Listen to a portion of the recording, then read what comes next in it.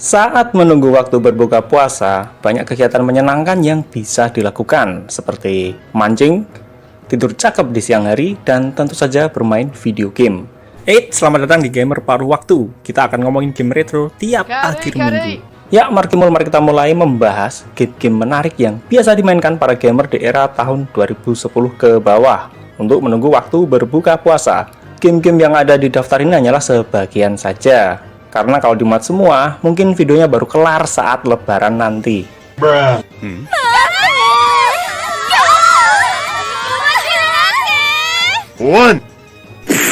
Kalau yang ini sih nggak perlu dipertanyakan lagi. Game sang Maharaja juara rental PS ini selalu menjadi favorit banyak gamer kapanpun itu. Termasuk saat untuk menunggu waktu berbuka puasa, baik dari era PS1 sampai era PS2 sekalipun. Menariknya, game Winning Eleven atau PES ini bisa dimainkan sendirian, berdua, ataupun rame-rame. Kalau sendirian, biasanya orang akan main mode Master League atau Liga biasa. Dan kalau berdua, mereka bisa main eksibisi 1 lawan 1, ataupun main co-op berdua melawan komputer di mode Cup ataupun Liga. Dan kalau main rame-rame, ya biasanya main mode Cup bareng-bareng. Yang intinya game Winning Eleven atau PES ini sangat fleksibel. Bahkan yang nggak suka main game sekalipun, selama dia suka sepak bola, biasanya mau diajak ikutan main game Winning Eleven ini.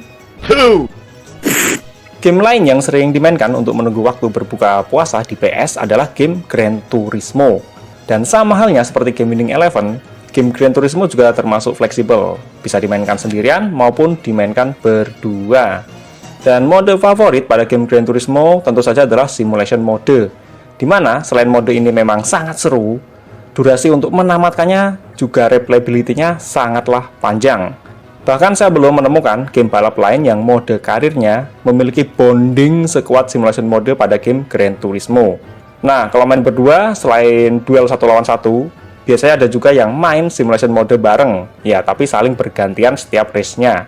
Apalagi kalau main mode ketahanan, wah itu lebih enak main berdua, karena bakal capek kalau main sendirian. Go! 3.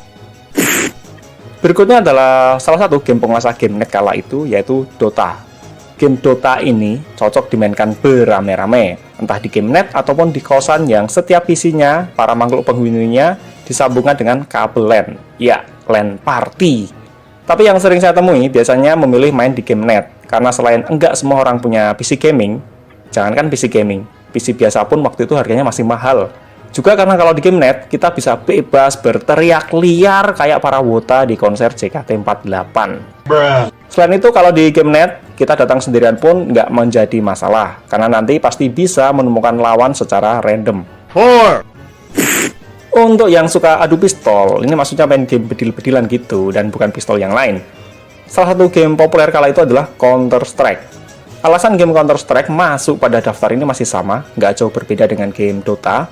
Tapi pada game Counter-Strike ini punya satu ciri khas sendiri yang nggak dimiliki oleh game Dota, yaitu durasi pertandingan yang lebih singkat.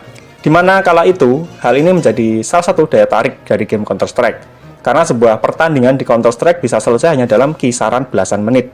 Dan hal ini tentu amat sangat berbeda dengan game Dota yang rata-rata durasi satu pertandingannya bisa mencapai di atas 30 menit. Dan nggak semua orang suka main game satu pertandingan selama itu. 5. Bagi yang punya PC sendiri di rumah dan mager keluar rumah serta pingin main game yang lebih santai sendirian, maka seri game Football Manager yang sebelumnya bernama Championship Manager menjadi salah satu favoritnya. Hal ini karena ritme game Football Manager ini memang sangat santai, tinggal klik-klik doang, tanpa perlu banyak tombol yang harus dipencet secara runut. Bahkan pada setiap aksi yang kita buat, gamenya akan selalu menunggu kita untuk menekan tombol untuk melanjutkan. Maka nggak heran dulu saya banyak menemui pemain Football Manager yang sedari pagi sampai malam cuma diam di rumah mantengin layar. Ya, gimana lagi, game ini sangat adiktif.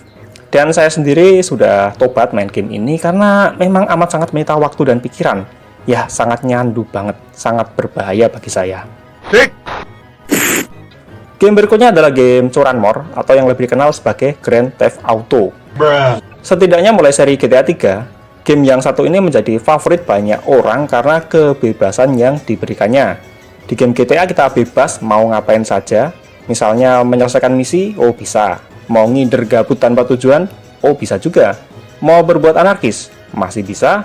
Bahkan ada juga yang cuma diem bengong mengamati interaksi tiap NPC yang saling berlalu lalang. Ya, pokoknya nggak ada aturan. Dan inilah daya tarik utama game GTA. Oke, yang terakhir ini memang nggak spesifik, yaitu menjadi penonton di tempat dingdong atau rental PS. Yang biasanya kadang orang melakukan hal ini, ya termasuk saya, karena sudah kehabisan duit dan bosen nggak ada kegiatan yang lain. Jadi ya nongkrong di tempat dingdong menjadi salah satu solusinya.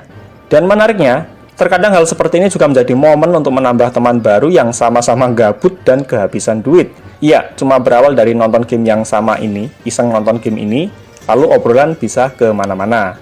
Dan kalau sedang beruntung, terkadang ada kawan, bahkan orang yang nggak dikenal sekalipun, yang mengajak kita main. Ya, dibayarin, ditraktir. Dan biasanya hal ini terjadi di rental PS, bukan tempat dingdong. Ya, itulah beberapa game yang populer dan menjadi idola para gamer zaman dulu untuk menunggu waktu berbuka puasa. Apakah kamu punya game lain yang menjadi favoritmu? Yuk cerita di komentar.